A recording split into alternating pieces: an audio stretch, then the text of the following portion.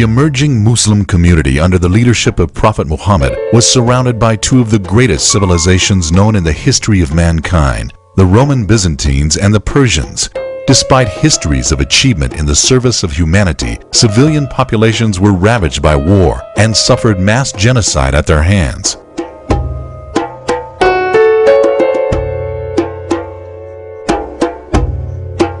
Innocent civilians were raped and killed.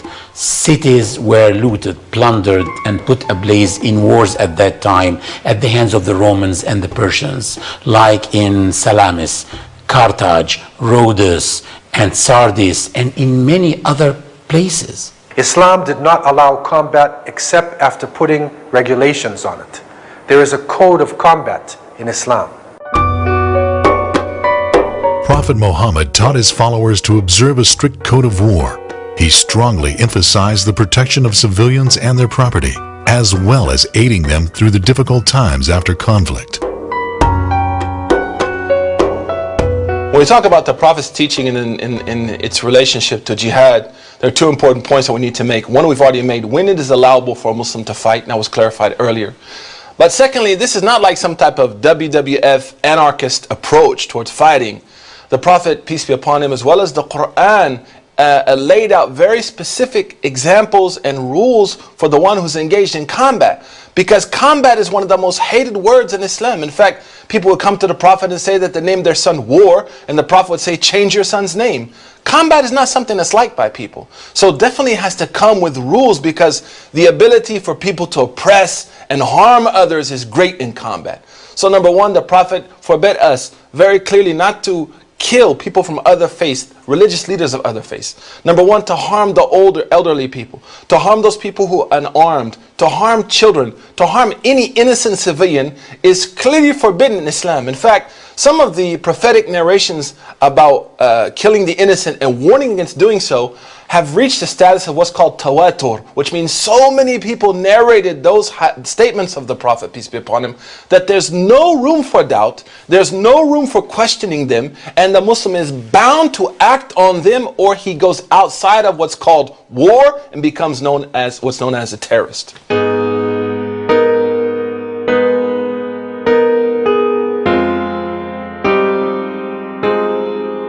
Controversy over what to count as legitimate act of war or a good act of jihad versus what must be considered a vicious act of terrorism has created an atmosphere of confusion which some have used to their advantage.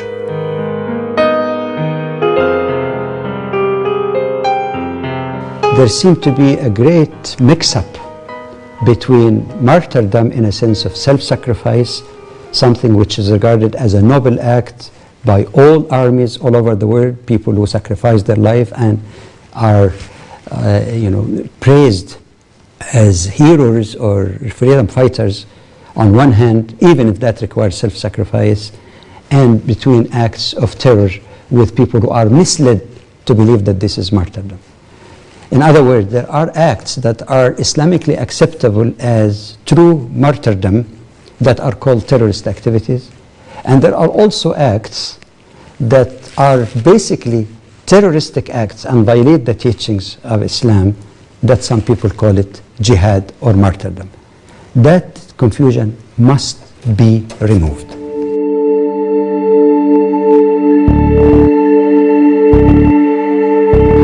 The rules of international law on methods and means of warfare, it's known as international humanitarian law. It places very strict limits.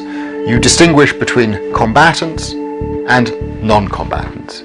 Combatants are a legitimate target, non-combatants are not a legitimate target. And those rules are now codified in a set of instruments that were negotiated and concluded in 1949, the Geneva Conventions.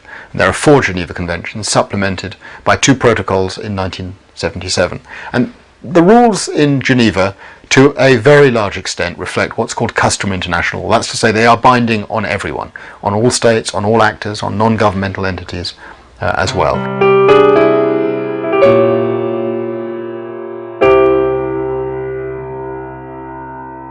Among the teachings of Islam is that no one can be fought except a combatant. And this is one of the main rulings of the Code of Combat in Islam, which is stated clearly in various verses of the Quran and the statements made by Prophet Muhammad, peace be upon him. The Quran says, "And fight in the cause of God those who fight against you, but begin not hostilities. Indeed, God does not love those who commit aggression." By saying fight those who fight you, the verse is clearly putting a limitation on fighting to be directed only against combatants who took arms against Muslims and started hostilities. Violating the Islamic ethical code of combat, such as targeting non-combatants or fighting an unjust war, disqualifies it as jihad. Killing civilians on 9/11 cannot be justified in Islam. What happened on 7/7 cannot be justified in Islam. Bombing civilians in Hiroshima and Nagasaki can also not be justified in Islam. Innocent civilians are innocent civilians. We don't have something called collateral damage in Islam. Collateral damage could show up on the day of judgment and speak against you. A child, an innocent woman, an innocent man, or an old person.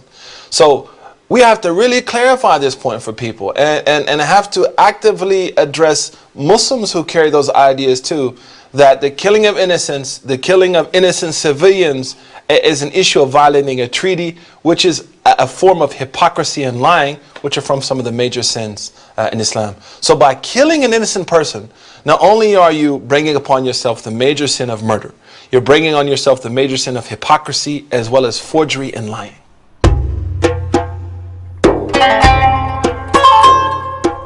Even though the Islamic rulings are clear as to the prohibition of targeting non-combatants, some Muslim fanatics who fail to comprehend the rulings of jihad have been involved in terrorism. Less than 2 decades after the death of Prophet Muhammad, fanaticism appeared amongst a group of Muslims known as the Khawarij, or Kharijites.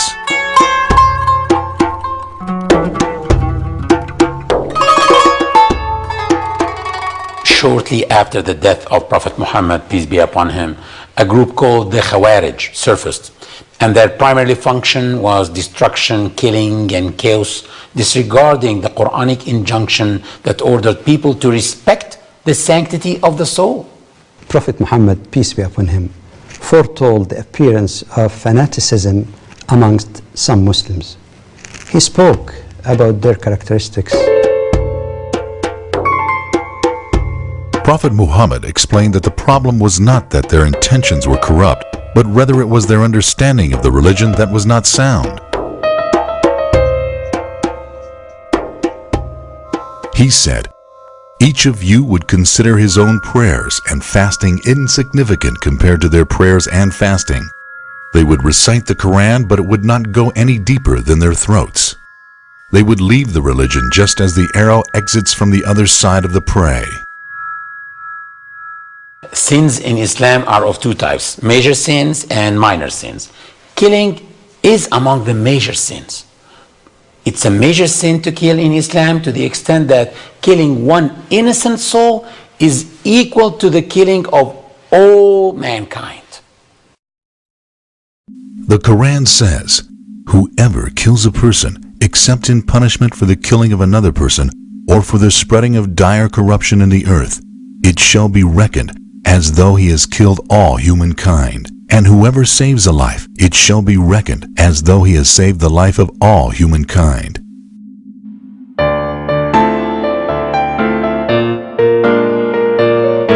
Prophet Muhammad, peace be upon him, alluded to the graveness of the crime of murder when he said, "A faithful believer remains at liberty regarding his religion unless he kills somebody unlawfully." Because of the Prophet Muhammad's teachings that murder is a major sin and a vicious and evil crime, violent ideologies like that of Al-Khawarij never found a good medium to propagate in the Muslim world, except in the past few decades. This is a phenomenon worthy of studying. The ideology of the Khawarij reemerged during the past few decades. Similarly, the contemporary extremists incorrectly interpret Quranic texts to justifying the killing of civilians.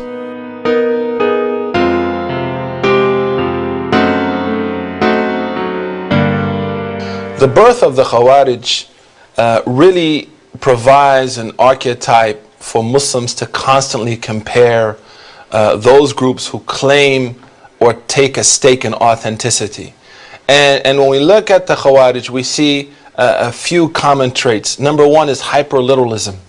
There is no concept of analogy, no concern for context of text. The verse is what it is. The meanings of the words are as they are, and there's no deep investigation into the reasons and objectives behind religious text. Number two is a fetish for standing up against religious scholarship, discrediting the role of scholars, the guidance of scholars. Number three is looking at society in general, whether Muslim or non-Muslim,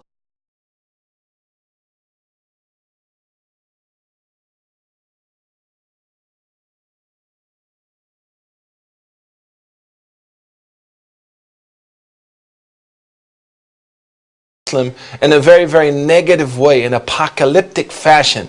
And interesting enough, many of these traits are shared amongst groups like Qaeda, as well as some of the more fringe neoconservative groups in North America, who, for example, have called for the death of our President Obama.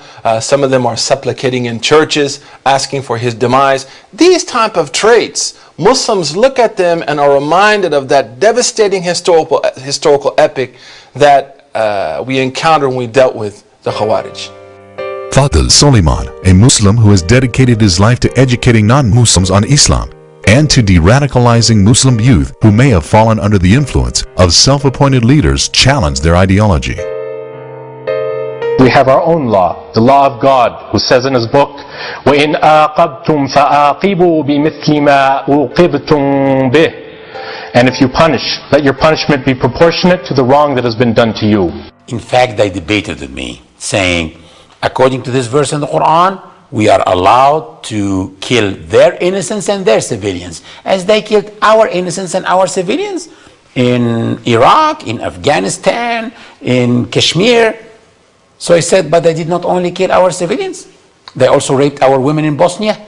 If you think that the verse is actually allowing you to respond to them in the same way you were harmed, why don't you go and rape their women? They said, no, we don't do that. I said, why not? Don't you think that the verse is allowing you to do this? They said, no, rape is an illegal sexual act. I said, therefore, the verse is not general. This verse is equal to the one in the Old Testament, an eye for an eye and a tooth for a tooth, which also exists in the Quran, which means that simply if someone blew up one eye for you, you cannot blow up both his eyes. If someone damaged one tooth for you, you cannot go and damage all his 32 teeth. One eye and one tooth do not transgress your limits. But still, you cannot rape women, even if your enemy did. You cannot kill non-combatant civilians, even if your enemy did, or you would be exactly like them. The Old Testament says, fracture for fracture, eye for eye, tooth for tooth. Whatever injury he has given a person shall be given to him. The Quran says, now in it we prescribe for them a life for a life, and an eye for an eye, and a nose for a nose, and an ear for an ear, and a tooth for a tooth, and retribution for wounds. Yet whoever would forego this out of charity, then it will be taken as an atonement for the one who has suffered injury.